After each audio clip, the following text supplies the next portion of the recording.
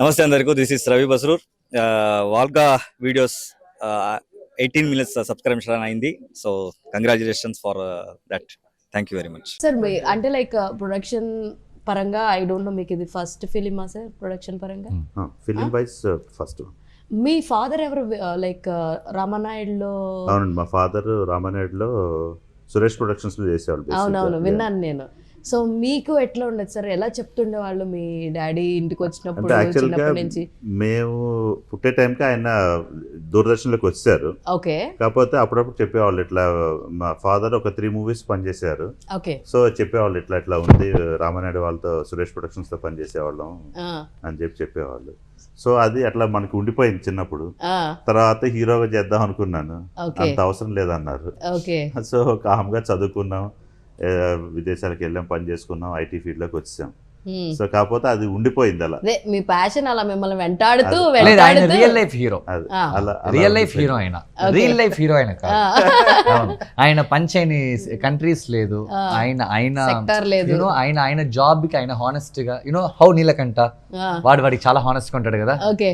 So మొత్తానికి మీరే back end లో ఉన్న బ్యాక్ ఎండ్ వీళ్ళిద్దరు 2 నీలకంఠలే. అంతే కదా సార్. మీ ఇద్దరికి పరిచయం ఎక్కడ ఏర్పడింది అసలు?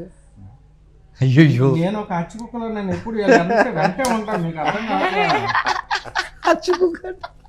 సార్ మంచిగా చెప్దాం అనుకున్నా, మీరే ఎందుకు సార్ మిమ్మల్ని మీరు కొంచెం తగ్గించేసుకుంటుంటారు? న్యాచురల్. ఎప్పుడు ఎట్లా ఉంటే ఫ్రెండ్స్ కాబట్టి. ఇంకోటి ఏం తెలుసు, ఎక్కడికి పోయినా సరే మనం ఉంటే సంకలో పిల్లిలాగా. మహానుభావుడు థాయిలాండ్ తీసుకెళ్ళి నరకం చూపించారు. థాయిలాండ్ తీసుకెళ్ళి సార్ ఏంటి సార్ అసలు చూపించండి సార్. నువ్వే ఒక నరకం.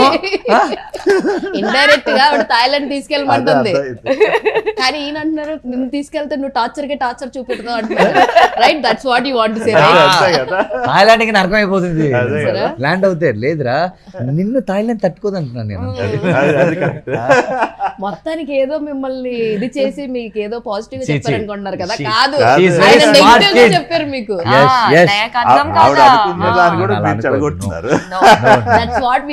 హలో, ఏంటండి మీరు పుల్లలు పెడుతున్నారు?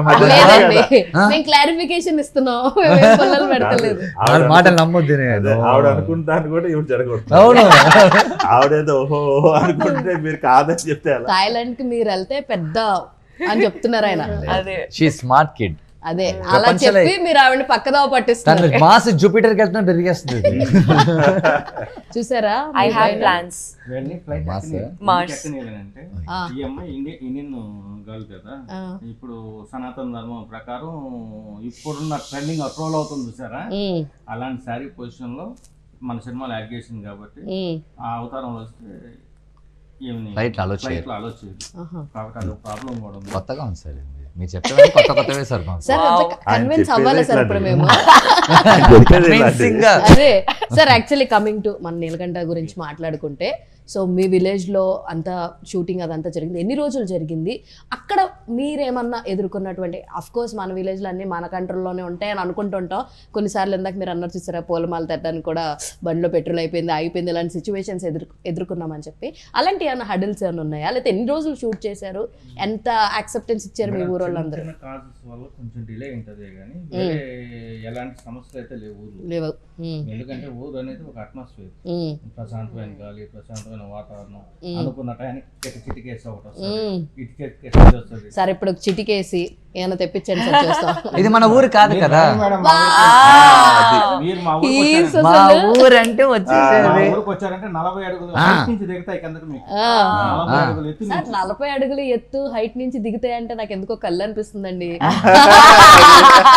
కళ్ళు తెరిచి చూస్తే కళ్ళు ఉంటుంది, కళ్ళు తెరిచి చూస్తే కళ్ళు ఉంటుంది. సరే, ఎన్నిసార్లు మీరు 40 అడుగులు ఎత్తు నుంచి ఈయన కోసం దింపారంటారు? మీరు పుల్లలు పెట్టట్లేదు, చెట్టునే పెట్టేస్తారు. సార్ నేను ఈయన గురించి అడిగాను సార్, పాపం నేను అమ్మాయిలు సపోర్ట్ సార్ ఇక్కడ. అమ్మాయిలు సపోర్ట్ చేసుకుంటున్నారు సార్.